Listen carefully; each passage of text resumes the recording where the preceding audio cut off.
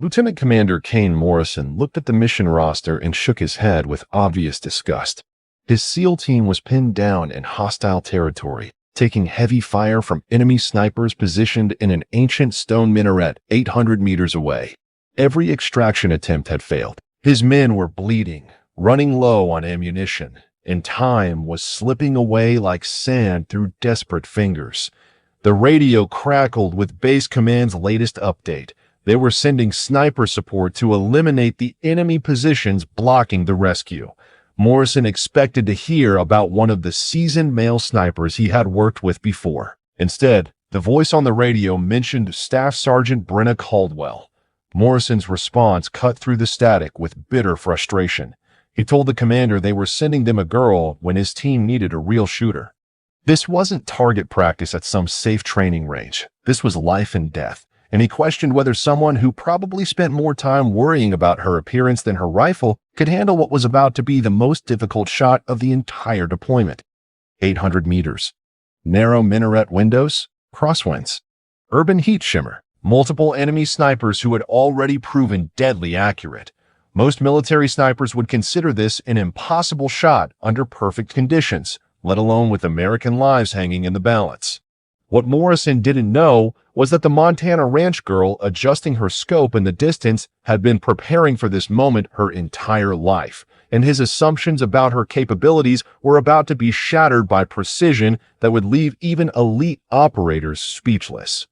Before we dive into today's story, I'm curious, where in the world are you watching from? Drop your location in the comments below, and if this story moves you, hit that subscribe button because we share powerful veteran stories like this every week. Staff Sergeant Brenna Caldwell sat in the dusty communications tent at Forward Operating Base Anaconda in Iraq, her weathered hands steady as she cleaned her M24 sniper weapon system for the third time that day. At 28, her face carried the quiet intensity of someone who had learned to see death through a scope and make split-second decisions that saved lives. The Montana native had been deployed for 6 months, serving as the primary sniper support for multiple special operations teams. The late afternoon heat pressed against the canvas walls as radio chatter filled the air. Brenna adjusted her worn baseball cap, a gift from her father before deployment, and listened to the constant stream of mission updates. Her reputation as one of the most accurate long-range shooters in the region had spread quietly through the ranks, though many still questioned whether a woman belonged in such a deadly profession. Brenna's exceptional marksmanship didn't develop overnight in some Hollywood training montage.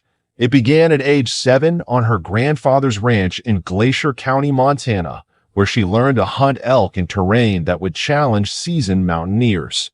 Her grandfather, Samuel Caldwell, was a Korean War veteran who taught her that shooting wasn't about power or aggression. It was about patience, breathing, and respect for life. By 12, she could consistently hit targets at 400 yards with her grandfather's old Springfield rifle. Her father, a hunting guide, recognized her natural ability and enrolled her in competitive shooting programs.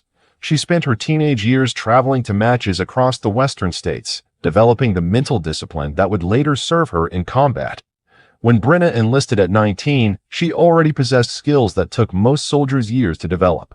Her military training at Fort Benning refined these abilities, but the foundation, the steady hands, the controlled breathing, the ability to remain motionless for hours had been built during countless dawn hunts in the Rocky Mountains. What drove her wasn't a desire to kill, but rather an understanding that in war, precision could mean the difference between a successful mission and a folded flag. Her grandfather had taught her that taking a life was the heaviest responsibility a person could carry, and if she was going to carry that weight, she would do it with unmatched skill. The disrespect started small, as it always did. During briefings, some officers would glance past her when discussing sniper support, automatically looking to the male soldiers in the room. Comments about women in combat roles were whispered, but frequent enough that Brenna had developed thick skin. The breaking point came during a joint operation planning session with a visiting SEAL team. Lieutenant Commander Kane Morrison, a decorated officer with 15 years of special operations experience, was reviewing sniper assignments when he noticed Brenna's name on the roster. Morrison looked directly at Major Rodriguez, the base commander, and spoke as if Brenna wasn't sitting 3 feet away. The lieutenant commander questioned whether they were really going to trust their lives to someone who probably couldn't handle the physical demands of a real firefight. He mentioned that his team had requested their usual sniper support, not what he called a diversity experiment. The room fell silent. Brenna felt the familiar burn of humiliation rise in her chest, but she kept her expression neutral. She had learned early in her military career that emotional reactions only confirmed the biases people already held. Major Rodriguez, visibly uncomfortable, explained that Staff Sergeant Caldwell had the highest accuracy rating of any sniper in the region and had successfully completed 12 high-value target missions without incident. Morrison's response cut deeper than any previous slight. He suggested that target practice and actual combat were entirely different animals, and maybe they should consider sending someone with actual experience when American lives were on the line. Several other SEAL team members nodded in agreement. These weren't ordinary soldiers questioning her abilities. These were elite operators whose lives depended on flawless support. Their skepticism carried weight that stung more than casual barracks talk. Brenna said nothing, but she made a mental note of every face in that room, every nod of agreement, every skeptical expression. She had spent years proving herself, but apparently she would need to do it again. That night, Brenna sat alone in her quarters, field stripping her rifle with mechanical precision while her mind replayed every word from the briefing. The familiar weight of the weapon components in her hands provided comfort, each piece fitting together with the certainty she wished she felt about her place in this war.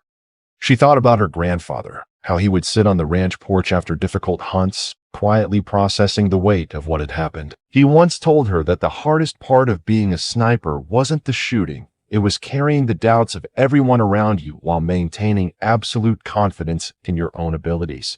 The anger wasn't new, but it never got easier.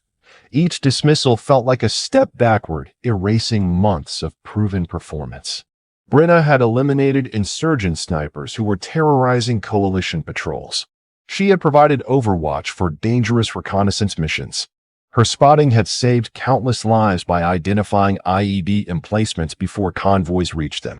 Yet none of that seemed to matter when faced with fresh skepticism from new faces who only saw her gender before her record. She reassembled her rifle and ran her fingers along the worn leather grip, touching a small piece of tape near the stock where she kept a folded piece of paper with 12 tally marks, one for each confirmed kill. Each mark represented a moment when her skill had protected American soldiers. Tonight, she wondered if anyone would ever see past her appearance long enough to recognize what those marks really meant. 2 days later, the radio crackled to life with an emergency that would test everyone's preconceptions. SEAL Team 7, Morrison's unit, had been conducting a high-value target raid in a compound near Ramadi when everything went wrong. Intelligence had underestimated the enemy's strength, and the team found themselves pinned down in a building surrounded by insurgent fighters. The initial extraction attempt failed when the helicopter took heavy ground fire and was forced to abort.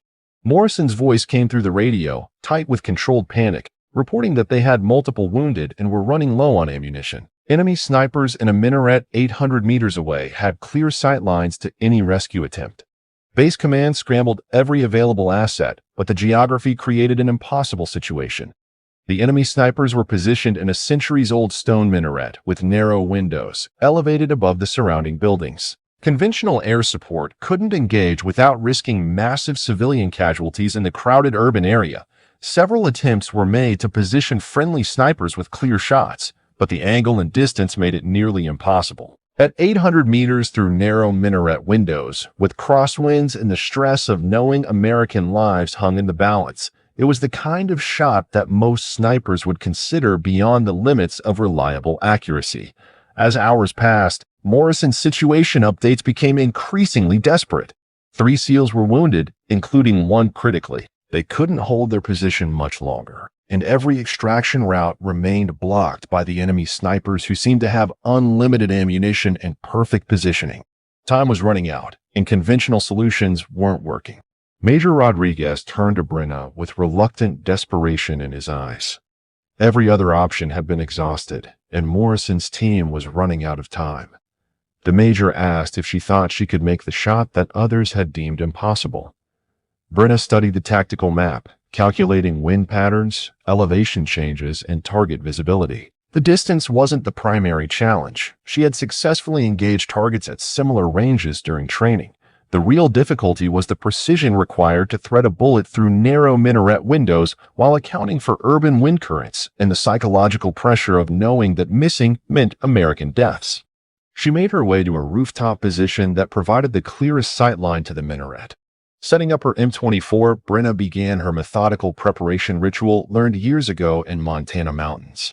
She checked wind direction using dust patterns, noted the slight tremor and distant heat shimmer, and calculated the exact holdover required for the 800-meter shot. Through her scope, she could see the enemy sniper's muzzle flash from the minaret window. He was firing methodically, keeping the SEAL team pinned while his spotters called out movement below.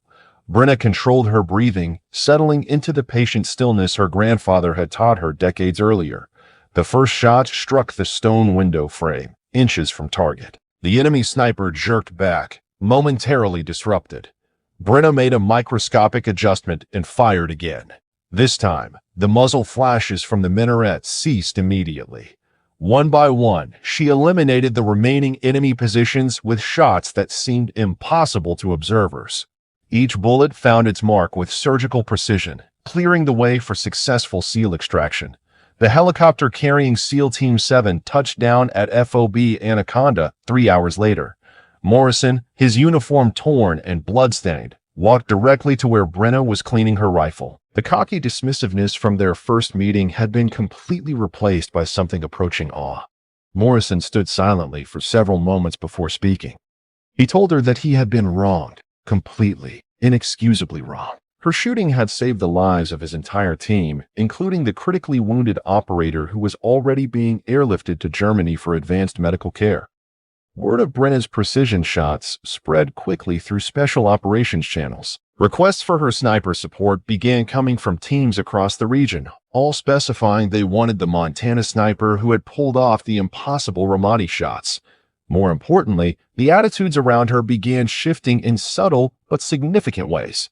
Officers started including her directly in tactical discussions rather than talking around her. New arrivals were briefed about her capabilities before they had a chance to form their own biased assumptions. 6 months later, when Brenna rotated home, she carried commendations from multiple special operations commanders. But what mattered most was knowing that her grandfather's lessons about patience, precision, and carrying responsibility had proven themselves when it counted most. The girl from Montana had found her place in the war, one perfectly placed shot at a time. Thank you for spending your precious time with me today. Remember, dreams only work if you do, and every ending is just the start of your next chapter. Stay humble, stay kind, and never stop chasing the life you deserve. Small steps today will lead to giant leaps tomorrow, so don't just watch the change, be the change. Your story matters, so make it worth telling. Until we meet again in the next video, keep shining and keep inspiring the world around you. If you like my video, please give me like and subscribe for our motivation.